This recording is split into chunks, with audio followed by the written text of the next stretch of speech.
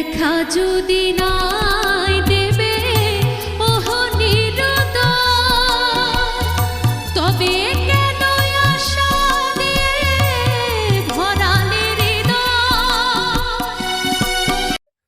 নমস্কার, ধর্মের আড়ালে চ্যানেল থেকে আপনাদের সবাইকে আন্তরিক শুভেচ্ছা জানাচ্ছি।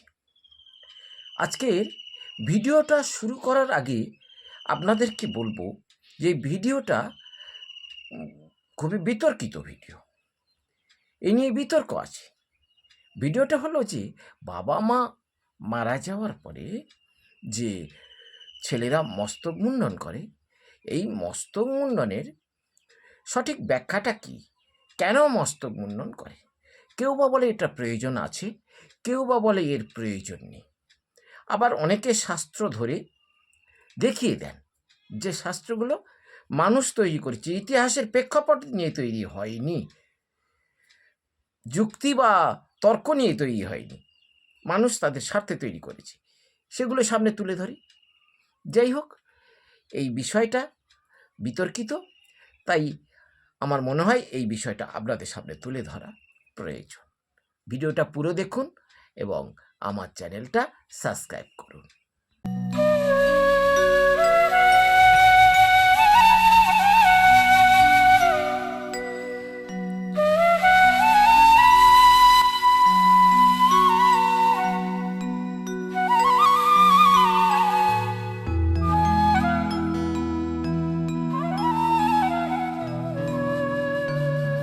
আজকের বিষয়ের স্বার্থে, আজকে যে বিষয়টা নিয়ে আলোচনা করার চেষ্টা করব, সেই বিষয়ের স্বার্থে আমাকে 7 থেকে 800 বছর আগে পিছনে যেতে হবে।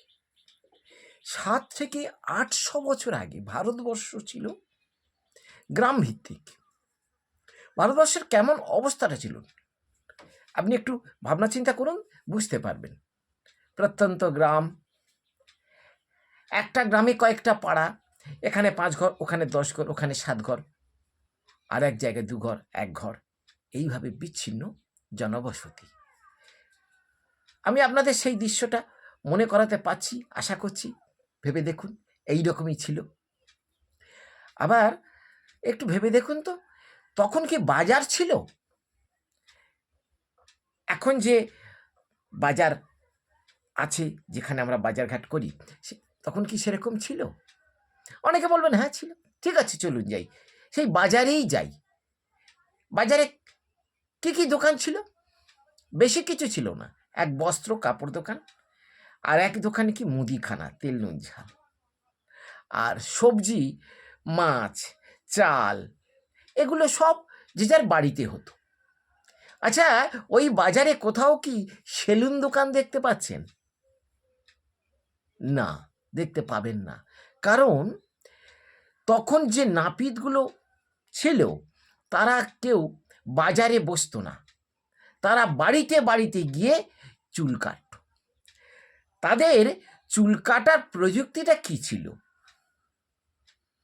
তাদের যন্ত্রপাতিটা কি ছিল? এখন যখন যেমন উন্নত মানে হায়ার কাটার মেশিন তৈরি হয়েছে, কাঁচি হয়েছে, আরও কিছু হয়েছে, কিন্তু তখন কি ছিল?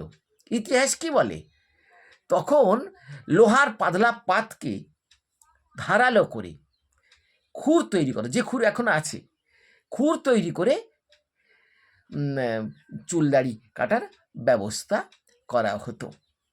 তখন কিন্তু এই রকম সেলুন ছিল না, আর কাঁচি ছিল না।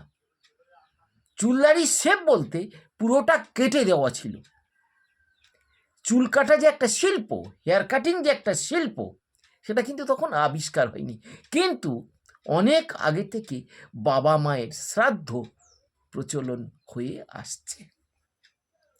15 দিন কি 1 মাস, এখন তো 15 দিন হয়েছে, তখন বেশিরভাগ দিনে 1 মাস ছিল। 1 মাস বাবা মার শ্রাদ্ধ করবে, অসৌচ পালন করবে। 1 মাস পরে দেখা গেল যে লম্বা লম্বা চুল দাড়ি হয়েছে। ভেবে দেখুন, হবেই তো। এই অবস্থায় বাবা মার কাজ করবে কি করে? চুলে ময়লা পড়ে গেছে, চুল থেকে গন্ধ বেরোচ্ছে, চুলে উকুন ধরেছে, চুল কামড়াচ্ছে, অমনোযোগী হবে।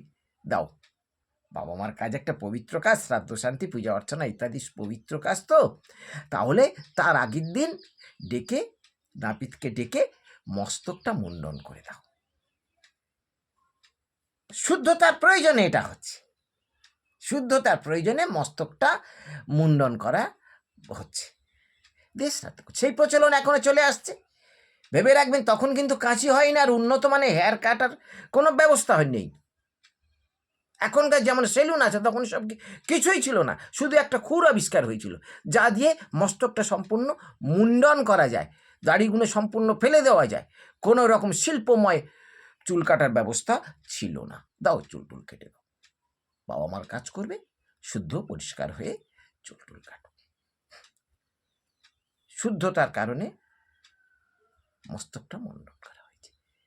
কাঁচি হয়নি, তাই ফেসিয়াল ইত্যাদি ফ্রেঞ্চ কাটিং ইত্যাদি করা সম্ভব হয়নি। সেই যে প্রচলনটা আছে এখনো পর্যন্ত আছে।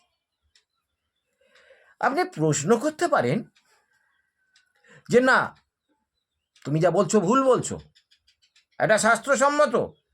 বাবা মার কাজ করতে গেলে মাথা নাড়া হতেই হবে, চুল দাড়ি সব কিছু ফেলতেই হবে। ভালো কথা, আমি মেনে নিচ্ছি। এটা বলুন তো, ছেলে মা জন্ম দিয়েছে, মেয়ে মা জন্ম দেয়নি, মার কষ্ট হয়নি, মা লালন পালন করেনি, ও এমনি আকাশ থেকে পড়ে মেয়েটা হয়েছে। ছেলে মাথা নাড়া হবে শ্রাদ্ধ করার সময়, মেয়ে তো নাড়া হয় না। মেয়ে তো সেই কষ্ট করে পৃথিবীতে এনেছে, তাকে লালন পালন করেছে।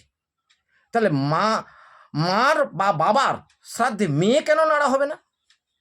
আপনি আবার বলবেন, আমাকে বলবেন মূর্খ, তো বলুন, হ্যাঁ বলুন, মূর্খ বলুন, আমি মূর্খ, অসুবিধে কিছু নেই। বলবেন মূর্খ, তুমি একথা বলছো কেন? মেয়েরা কোনোদিন মাথা নাড়া হয়? একথা তো বলবেন। তাহলে বালাজির মন্দিরে গিয়ে দেখুন, মেয়েরা মাথা নাড়া হচ্ছে কি হচ্ছে না।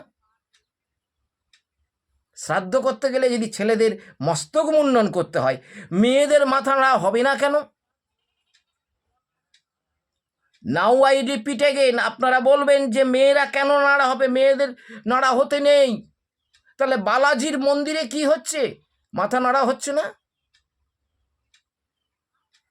শ্রাদ্ধের সঙ্গে মাথা নাড়ার কোনো সম্পর্ক আছে কি না এটা আপনি ভেবে দেখবেন। এতে পিতৃপুরুষরা অসন্তুষ্ট হয় কি না আমি কোনো সিদ্ধান্ত দেব না। সিদ্ধান্তটা আপনাদের, যুক্তিসম্মত ব্যাখ্যাটা আপনাদের। আমি শুধু আপনাদেরকে তুলে দিলাম, আপনাদের সামনে তুলে ধরলাম সেই 700-800 বছর আগেকার গ্রাম্য পরিবেশ, যখন থেকে মাথা নাড়া শুরু হয়েছে আর এখনো পর্যন্ত চলছে।